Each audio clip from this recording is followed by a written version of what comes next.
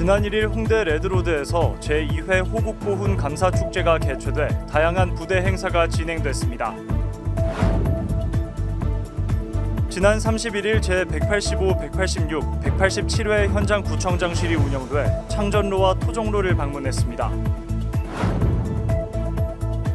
지난 5월 31일 마포신문 창간 35주년 기념식과 더불어 제1회 마포를 빛낸 인물 대상 시상식이 개최됐습니다.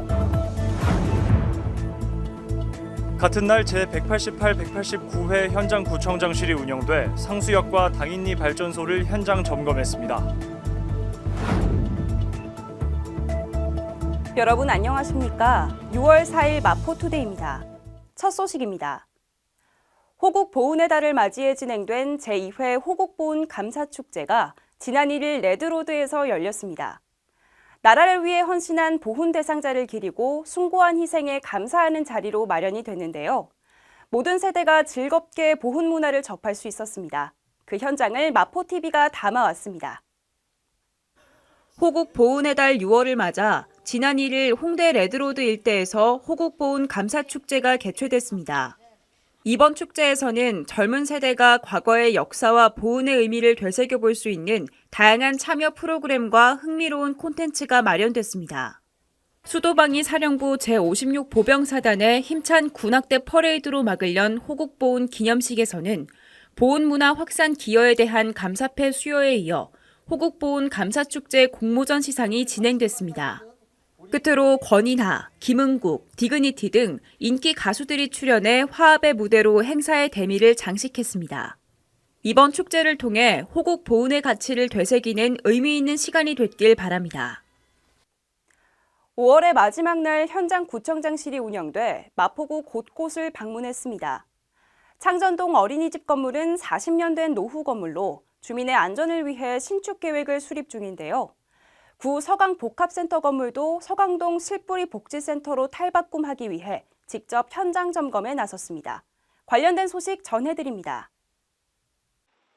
지난 31일 제185에서 187회 현장 구청장실이 운영돼 창전동 어린이집과 창전동 공무관 쉼터, 구 서강복합센터를 방문했습니다. 현장을 직접 점검하는 현장 구청장실은 우선 창전동 어린이집을 방문해 안전이 염려되는 노후화된 건물을 주민들에게 필요한 시설로 신축하기 위해 현장 방문했습니다. 이후 자리를 옮긴 제186회 현장 구청장실은 창전동 공무관 쉼터를 현장 방문해 공무관들의 근무 복지를 위해 합정동 쉼터에서 창전동으로 조속히 이전하기 위한 현장 검토를 진행했습니다. 제187회 현장 구청장실은 현재 공실인 구 서강복합센터 건물 활용 방안을 현장 검토했습니다. 현재 비어있는 층을 서강동 실뿌리 복지센터로 조성하기 위해 층별 용도와 안전 상태 등을 점검했습니다. 31일 운영된 현장 구청장실을 통해 구민들이 더욱 안전한 마포가 되길 기대합니다.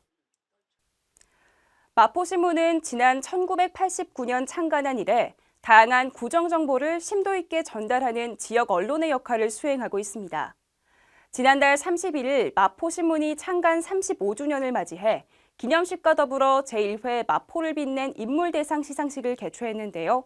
자세한 소식 전해드립니다.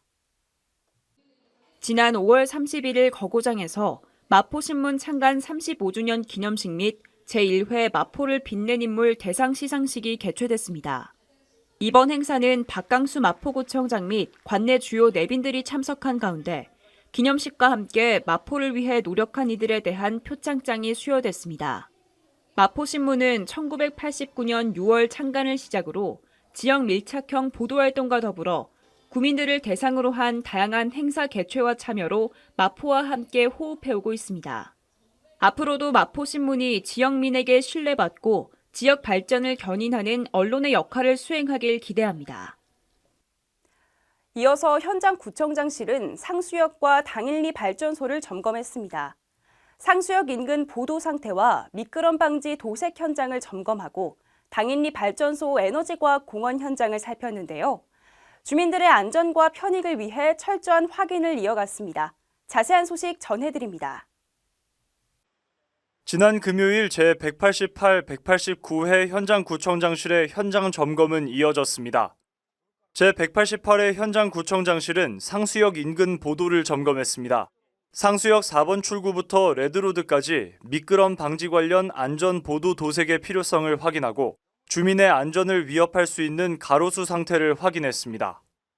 이어 제189회 현장구청장실은 당인리 발전소로 발걸음을 옮겼습니다. 당인리 발전소에서는 에너지과학공원의 위치와 주차장 조성 등 주민 편익을 위한 현장 점검이 진행됐습니다. 이날 이뤄진 현장 점검을 통해 더욱 수준 높은 안전과 편익이 보장되길 기대합니다.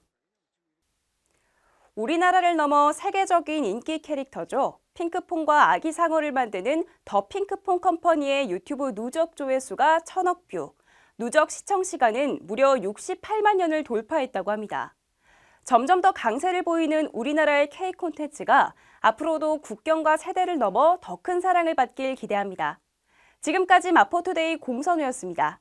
시청해주신 여러분 고맙습니다.